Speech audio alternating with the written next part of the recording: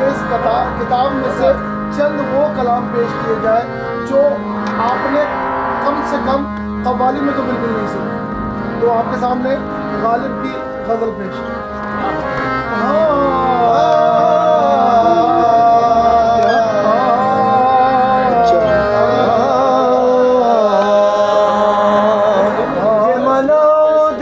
किश्वर इश्क में अब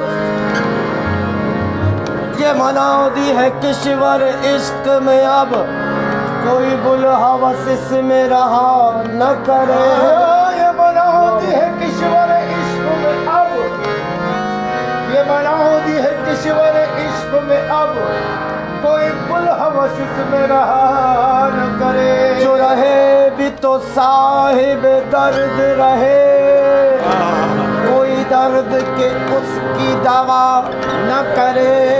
जो रहे भी तो साहिब दर्द रहे, कोई दर्द की उसके दवा न करे। जो तलब में विसाल सनम के रहे, गम दर्द अलम के वो सदमे सहे। न हदीस फिराक किसी से कहे, तप इश्क से आह जरा न करे।